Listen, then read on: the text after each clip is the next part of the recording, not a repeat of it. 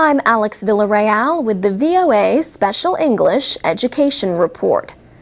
Americans talk a lot about illegal immigration, but not as much about legal immigration.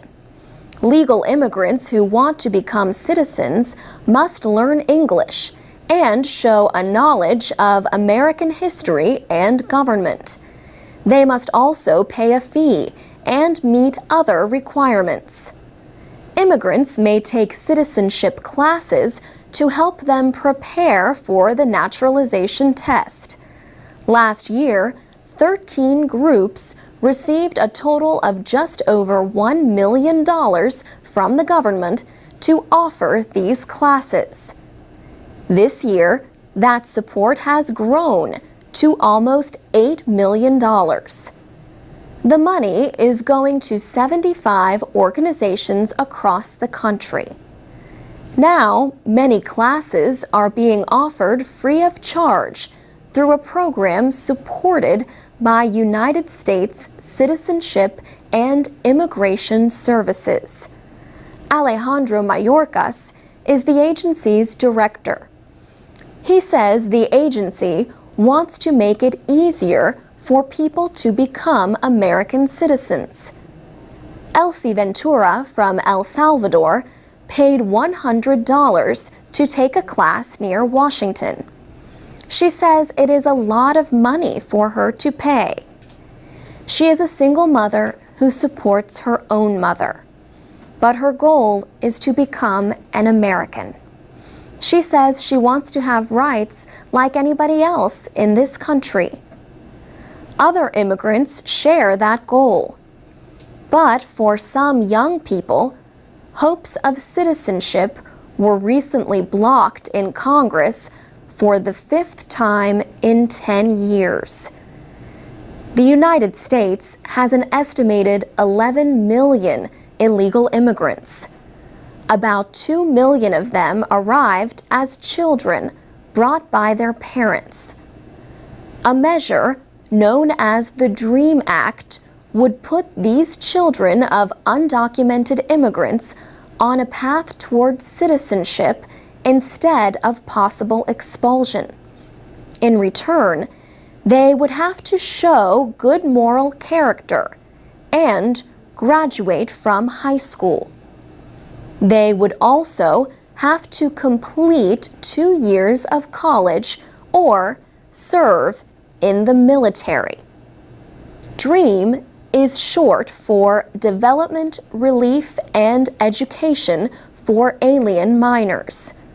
Some conservatives say it could increase illegal border crossings at a time when many Americans want stronger controls. But the idea gained support among conservatives and liberals, the military, and education leaders. Still, the measure died in September in the Senate, where it was tied to a bill to let homosexuals serve openly in the military. Political observers do not expect Congress to consider the DREAM Act again before congressional elections in November. But they do expect supporters to keep trying in the future. For VOA Special English, I'm Alex Villarreal. This is the VOA Special English Education Report. In the American state of Massachusetts, some teenagers who break the law are sentenced to Shakespeare. 12 young actors rehearsed the opening of Henry V. They started meeting in May. They have less than 2 weeks to go before they must perform the play for the Shakespeare in the Courts program.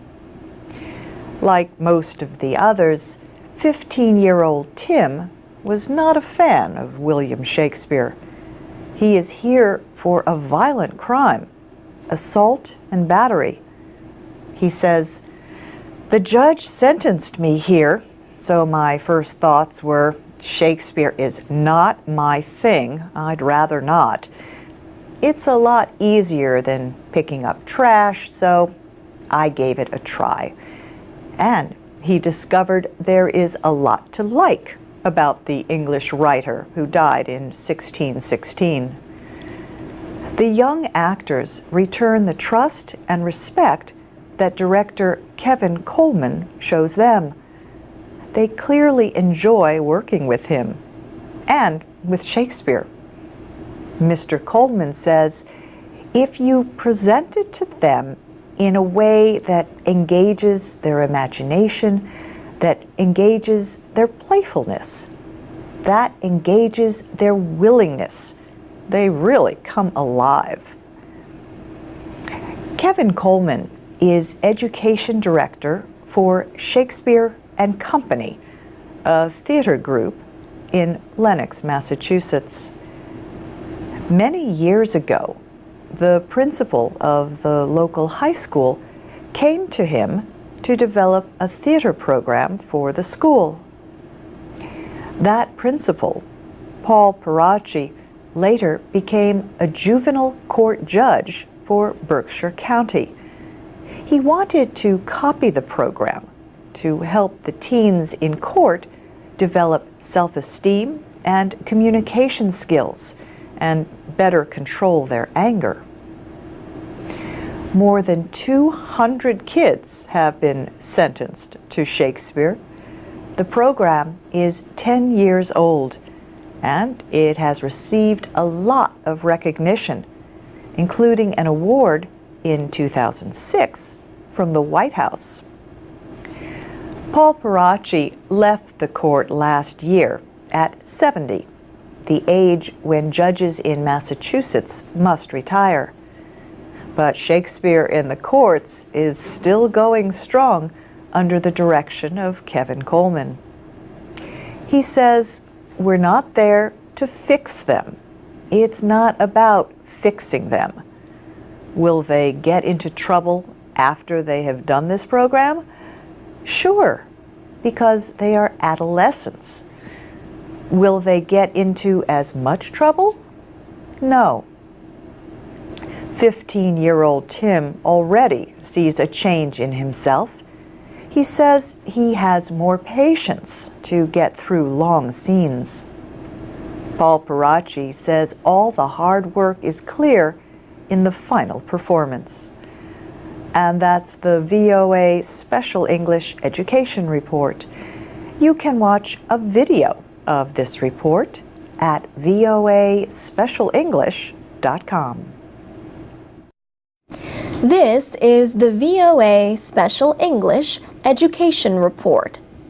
President Obama wants the United States to have the world's highest rate of college graduates. But his administration also wants stronger rules for colleges that operate for profit. Career colleges receive billions of dollars from taxpayers through student loans. The Education Department says some of that goes to waste and leaves students in debt for educations of little or no value. To receive federal aid, career colleges must prepare students for what the law calls gainful employment in a recognized occupation. 2 tests are proposed to see if they do. One would measure the relationship between debt loads and how much students earn after they complete a program. The other would measure the rate at which all students repay their loans, whether they complete the program or not. Programs that fail these tests could be restricted or blocked from federal student aid. The Education Department says for-profit colleges and training programs are important. In 2008, they had close to 2 million students, nearly 3 times more than in 2000. Last year, the 5 largest received more than 3/4 of their money from federal student aid. And that amount did not include other forms of government aid. Yet officials say for-profit colleges may be less supervised than other schools. They also point to reports of highly aggressive marketing. For every 100 graduates of for-profit colleges, 18 fail to repay their federal student loans.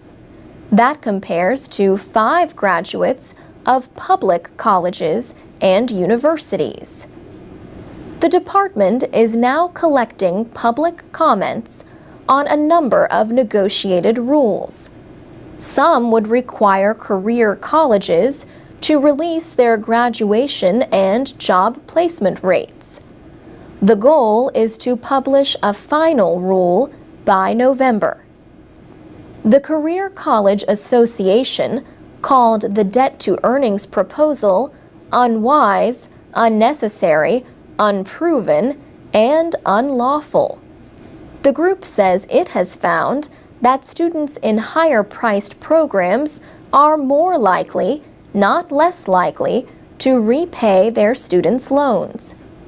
It says the move could end programs serving 300,000 students. Female and minority students would face the most harm, it says, as they are more likely to attend career colleges. The association also points to shrinking budgets for community colleges. Its president, Harris Miller, says students need more information, not fewer choices. And that's the VOA Special English Education Report. From VOA Learning English, this is the Education Report in Special English. Children starting school in Georgia this year have another reason to be excited. They are receiving computers they can take home with them. At a public school in the Georgian capital of Tbilisi, children are receiving netbook computers. Educational officials say the children will learn more and develop better computer skills if they can bring the technology home. The hope is that computer technology will become second nature to these children. The Georgian government is paying for the project. It has spent about $5.5 million on 50,000 Georgian-made netbooks. The computers are being made in an algorithm computer factory based in the capital. But the netbook computers are only part of the education upgrade. Georgia is also offering what it calls future classes. They have been opened in 80 schools around the country. These classes are fully equipped with modern technology. There are no pens, pencils, or notebooks.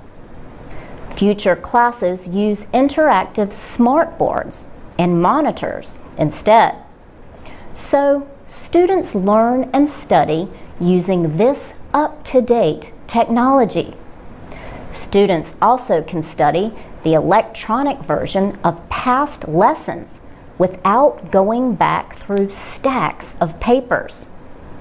All future classes are connected to each other digitally, so students can compare work and chat about the subjects they study. The Deputy Minister for Education says the netbooks are not meant to replace school books. She says they just want to give children an up-to-date and relevant education. And she adds that schools need to prepare children for modern-day challenges by exposing them to modern-day technologies. For VOA Learning English, I'm Laurel Bowman. This is the VOA Special English Education Report. About 10% of spending on primary and secondary education in the United States comes from the federal government. For 10 years now, federal law has tied this spending to student performance. States have been required to show progress through yearly testing. But states say testing tells only part of the story about efforts by schools and students to improve. So the Obama administration has eased the limits on states in measuring performance. The western state of Colorado, for example, has a new assessment method. This new measurement tool is called the Colorado Growth Model. The idea is to show academic growth, just not achievement on tests. It combines test scores, family income levels, school size, the ethnicity of the student, and many other factors. Bill Bonk is one of the creators of the Colorado Growth Model. He says, "It's a very fancy calculation. We're very proud of it." The results from schools across the state are shown online on a graph. The graph shows a school's average score on standardized tests as well as its academic growth. Josh Smith is a principal of a middle school in a network of public charter schools called West Denver Prep. Charter schools are publicly funded but not operated the same as traditional public schools. Mr. Smith says he likes to show his students this graph so they can see their school's progress. Many of his students have parents who do not speak English. He likes to play word games with his students to help them expand their vocabulary. 8th grader Juan Saltero says names like these and studying hard have raised his expectations for himself. He says he wants to be an electrical engineer. The teachers really want you to learn, he says. They give you support and talk you through things. On average, students enter 6th grade at West Denver Prep performing below grade level. But 3 years later, most are outperforming other students across the state. The new assessment method shows that each year, the average West Denver Prep student learns more math than 94% of all the students in Colorado. Reading and writing scores also show growth. Josh Smith says the students have to study hard to meet high expectations. But he says perhaps the most important thing they should learn is to believe in themselves.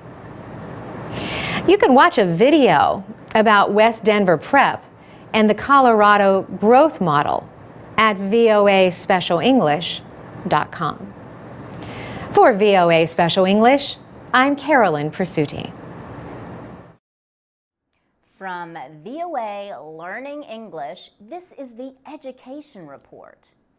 Last year, 200,000 Chinese students studied in the United States. That was a 23% increase over the previous year. The Institute of International Education in New York reports that 26,000 U.S. students were in China in 2011. They included 15,000 people studying for academic credit and 11,000 taking part in other educational activities. A program called the 100,000 Strong Initiative is trying to increase the number of Americans studying in China. The State Department launched the program in 2010. The goal is to send 100,000 students to China during a 4-year period. Last year, the nonprofit 100,000 Strong Foundation was launched. Project Pengyo is one of the groups the foundation supports. It connects American students who have lived or studied in China. Project Pengyo is based in Beijing and led by Holly Chang. She says personal ties formed while studying abroad can have an effect on relations between the United States and China. She says there is still a huge amount of misunderstanding between the two countries. The Chinese government has offered 20,000 scholarships to Americans under what is known as the U.S.-China Consultation on People-to-People Exchange.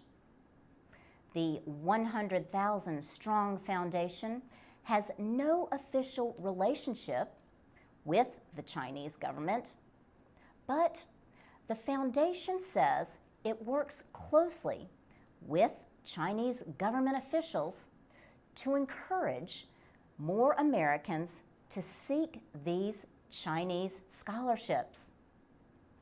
The goal is to give more Americans a chance to get a taste of Chinese culture. For VOA Learning English, I'm Laurel Bowman. This is the VOA Special English Education Report. Charter schools operate with public money, but without many of the rules that govern traditional public schools. In the United States, the rules for charter schools differ from state to state. But in general, these schools have greater freedom to decide what to teach and how to teach it. A charter school might be independent or connected to the local public school system. It might be started by teachers, parents, community groups, or in some cases, a profit-making business. The charter is a performance contract. It establishes the goals of the school and other details like how student performance will be measured. 47 million students attend traditional public schools, but more than 1 million students attend charter schools. And now a group of charter schools have formed the Green Charter Schools Network. The idea is to have environmentally friendly school buildings, but to also go further than that. The schools teach students to become involved in community issues that affect them and the environment. For example, young children grow crops in a school garden and learn about healthy eating. Older students help recycle waste from the cafeteria. And local schools share what they grow in community gardens with people in need. Jim McGrath is president of the Green Charter Schools Network. He says there are about 200 green charter schools across the United States. He says the plan is to also include traditional public schools as well as private schools. He says every action we make has an effect on the earth, and we all need to be change agents so that we do not destruct our natural resources for future generations. The Green Charter Schools Network holds its first national conference this October in Minnesota. It will include companies and organizations like waste management and the United States Green Building Council. Supporters of green schools say their goal is to expand the movement across the country. And that's the VOA Special English Education Report. Is your school doing anything special to go green? You can tell the world by posting a comment at voaspecialenglish.com. You can also read and listen to all of our reports and watch captioned videos. Plus, we now offer a verb phrase of the day by SMS. The service is free, but standard message rates may apply. This is the VOA Special English Education Report. Ballou High School in Washington might not seem the most likely school to have a lacrosse team, but lacrosse has grown beyond the popular image of a sport mainly for wealthy private schools. Ballou is a public school in one of the poorest neighborhoods in the city. In the past 6 years, more than 40 students have died violent deaths. Many were the result of drug violence. Ballou has just had its first year with a lacrosse team. The team is for girls.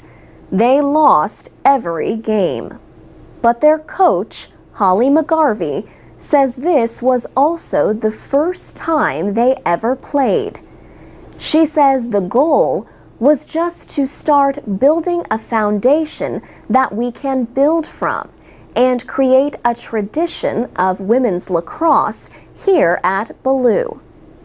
Lacrosse is a fast-moving sport, the modern version of a game played by American Indians. Teams try to make goals with a ball caught and thrown using a net at the end of a stick. School officials decided to make changes at Ballou after less than 60% of the senior class graduated in 2006. Since then, the graduation rate has improved by 10 to 15%. Raman Branch, the school principal, says one change was to increase activities after the school day. That included adding a girls' lacrosse team. Mr. Branch says Holly McGarvey was a perfect match for Ballou. She was on a national lacrosse team and a star player at Princeton University. She was in her first year of teaching. She wanted to take the lessons she learned from sports and use them in teaching biology. Coach McGarvey says the first practices for the new team were difficult. Some players got angry at one another. She helped them learn to keep their mind on the game. She remembers how excited the girls were on their way home from their first game. They had failed to score even one goal, but, she says, they were already in the mindset of what can we do better. Lacrosse player Tylashia Joyner says the sport has helped her think more about her future. She says she wants to play in college because it will keep me in shape and it will help me stay focused and want to do something.